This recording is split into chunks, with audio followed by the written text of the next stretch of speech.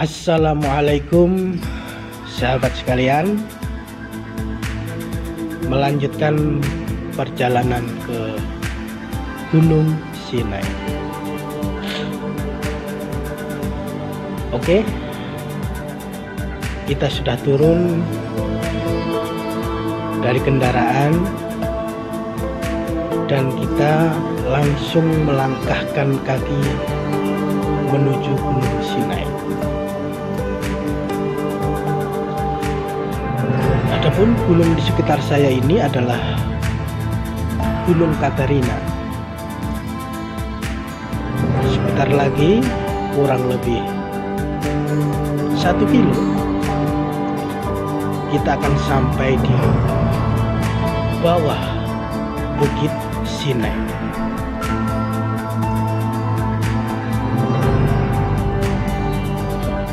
Seperti kita ketahui,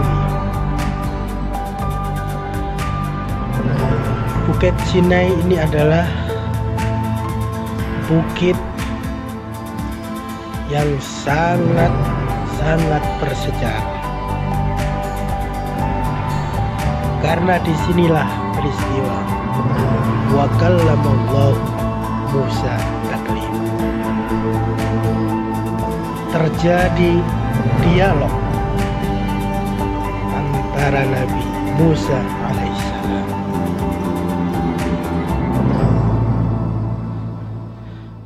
Jadi jejak Nabi Musa itu dimulai dari Mesir, kemudian ke Gunung Turisina, Gunung Sinai, dan akhirnya ke Yeriko, di mana beliau dimakamkan.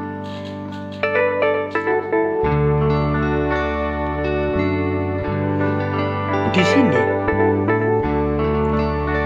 ketika Nabi Musa telah mengabdi kepada mertuanya Nabi Shu'aib selama 10 tahun, kemudian berniat memisahkan diri, suatu malam dalam perjalanan tiba-tiba melihat sebuah cahaya atau api dari jauh. Pamitlah Nabi Musa untuk mendekati cahaya tersebut untuk mendapatkan kehangatan yang bisa dibawa untuk keluarga.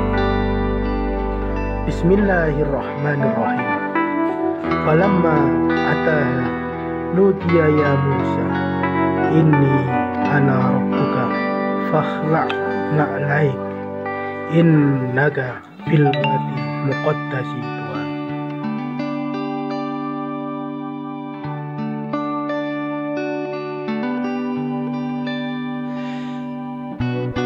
Jadi dalam sejarah di sini ada 2 peristiwa penting Nabi Musa. Yang pertama, di mana Nabi Musa dikukuhkan sebagai nabi. Yang kedua, Nabi Musa mendapatkan perintah 10 Commandment, wahyu kitab Taurat.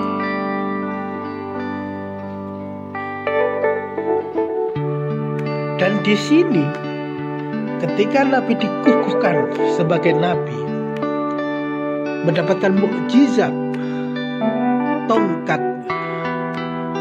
yang nanti akan dijadikan sebagai alat untuk melawan Raja Fir'aun.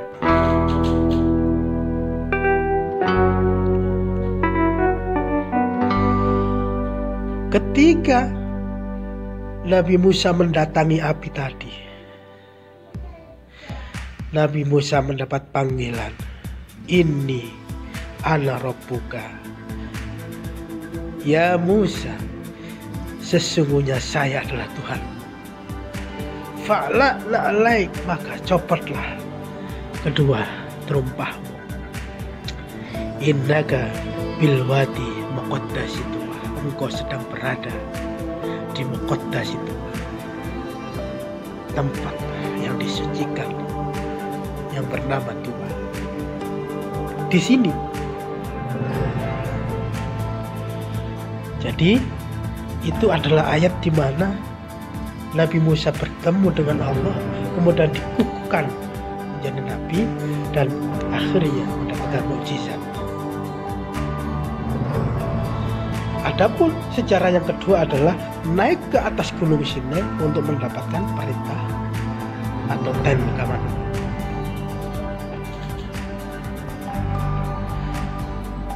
Nah, menurut tradisi Kristen, cerita Kristen maksud saya, di bawah Gunung Sinai itu ada biara yang sangat tua. Bahkan biara ini sudah diklaim oleh UNESCO.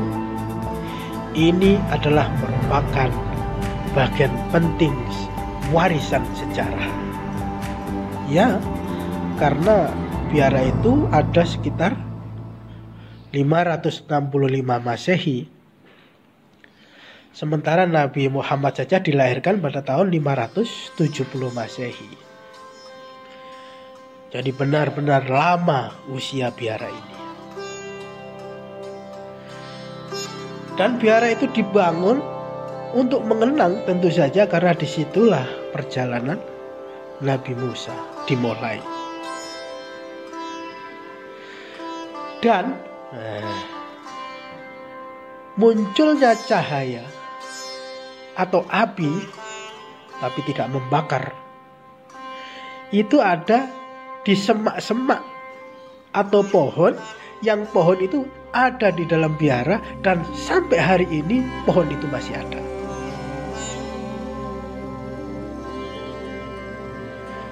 Itu keunikan biara yang pertama ya.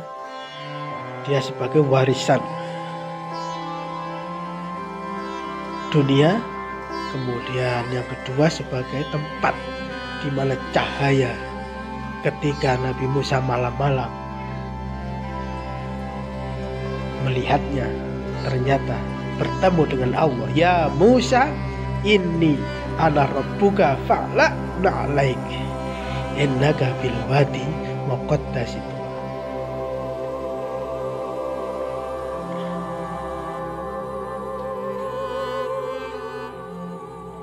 Tapi juga ada pendapat yang mengatakan pengukuhan Nabi Musa bukan di sini, di bawah Gunung Sinai ini, tapi berada di Bukit Zaitun. Kalau ingin jelas bisa mengunjungi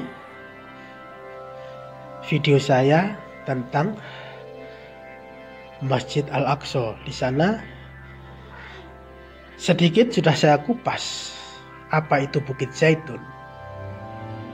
Salah satunya saya jelaskan, disitulah bukit para nabi. Sejarah para nabi semua, bisa tidak semuanya ya, banyak sekali kita dapatkan jejaknya di Bukit Zaitun. Jadi ulama ada mengatakan wattini wazaituni waturi sinina wahadal baladil amin. Jadi baladil amin itu disebutkan adalah di daerah Bukit Zaitun.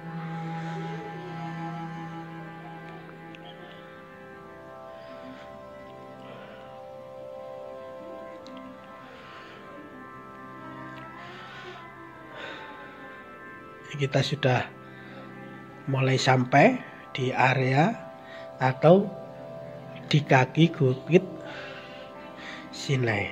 Alhamdulillah, ya Allah, disinilah jejak langkah Nabi Musa. Semoga sahabat-sahabat sekalian bersama keluarga, saya berdoa oleh Allah Ta'ala dimudahkan dan ditakdirkan untuk bisa berziarah ke Gunung Sinai ini. Amin. Amin. Ya Rabbal Alamin.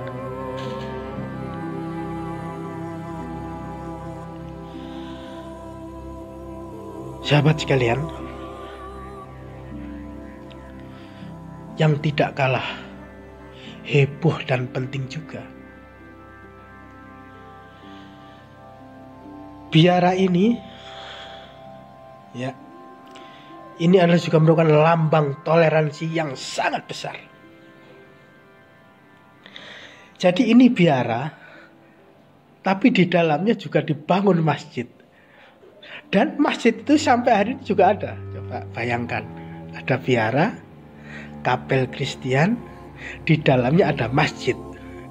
Dan ini hanya di Saint Catherine. Dan yang tidak kalah pentingnya, di dalam biara ini tersimpan surat Nabi Muhammad SAW, yang surat itu dicap langsung pakai tangan baginda. Dan isi suratnya adalah surat perlindungan kepada umat Nasrani yang tidak boleh, tidak harus dilakukan oleh umat Islam untuk melindunginya. Nanti kita akan lihat suratnya seperti apa.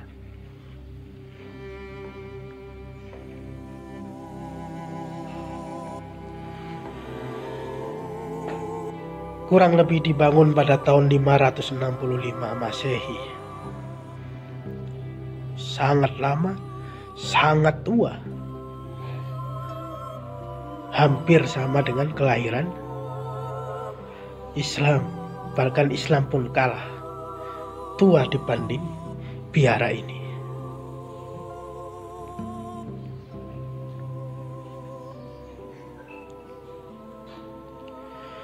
Nah, ini adalah tampak muka. Kita sudah di kaki Bukit Sinai.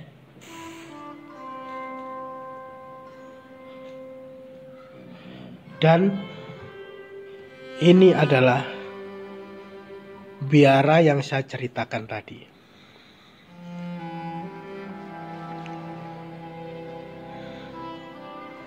Jadi agak mirip benteng. Jadi kalau ada serangan-serangan, mereka akan menutup biara ini. Dan itu ada lubang-lubangnya, itu adalah sebagai cara mereka bertahan untuk menyerang musuh dengan melontarkan minyak-minyak yang panas dari atas supaya musuh tidak bisa menaiki ke atas biara tersebut.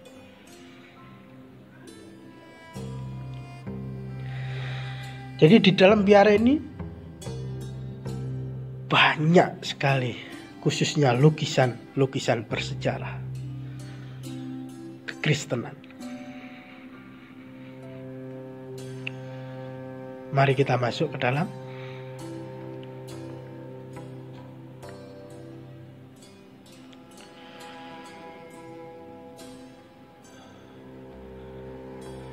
Tapi untuk surat yang asli, menurut sebuah informasi, surat Nabi Muhammad tentang perlindungan itu sekarang yang asli disimpan dalam museum Topkapi di Turki.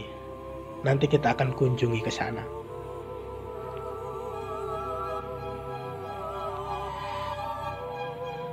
Kita akan review di mana surat tersebut. Jadi tampak luar memang seperti benteng ya. Jadi karena saat itu rawan ada penyerangan-penyerangan.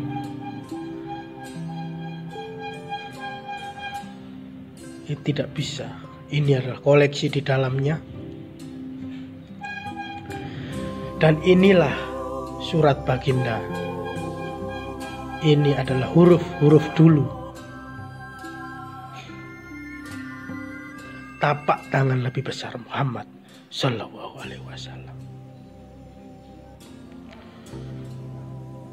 Masya Allah.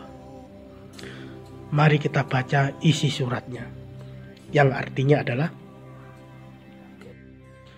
Ini adalah pesan dari Muhammad ibnu Abdullah sebagai suatu perjanjian bagi mereka yang menganut kekristenan.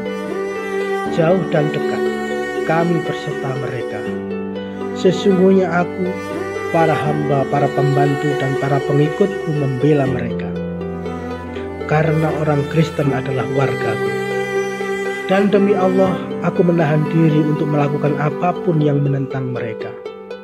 Tidak ada paksaan boleh dilakukan untuk mereka. Juga tidak boleh hakim-hakim mereka disingkirkan dari pekerjaannya, maupun para biarawan mereka dari biara-biaranya.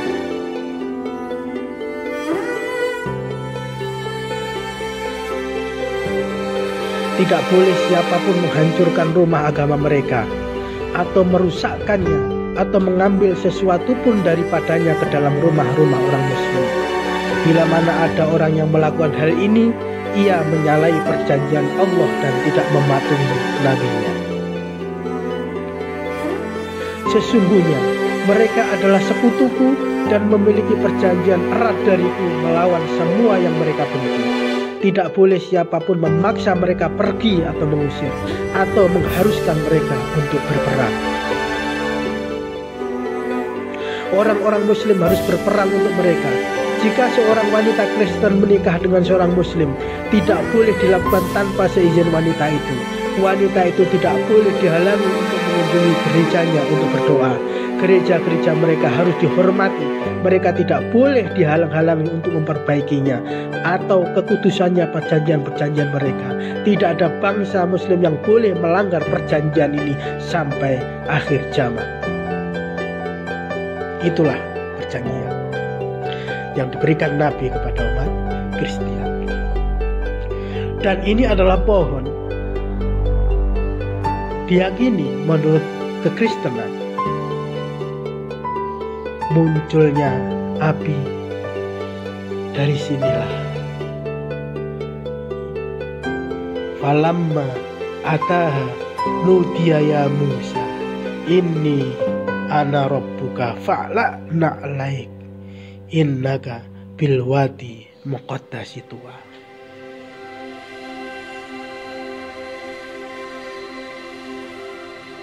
Tampak bangunan Saint Catherine dari atas, di bawah Bukit Sinai. Kami tidak bisa melanjutkan perjalanan ke atas Sinai karena waktu yang tidak mencukupi. Butuh waktu 7 jam PP pulang pergi ya. Jabal Musa. Jadi kami hanya di kaki bukit yang ternyata juga sudah penuh dengan sejarah.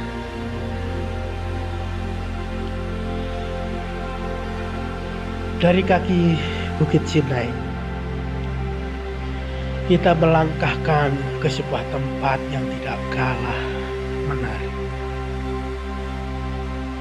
Seperti kita ketahui ketika Nabi Musa naik ke atas Bukit Sinai, jamaah atau Bani Israel diserahkan kepada Nabi Harun saudaranya.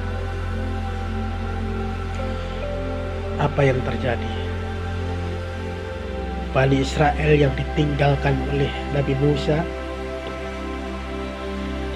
dipengaruhi oleh Musa Samiri. Imannya digoncang dengan menciptakan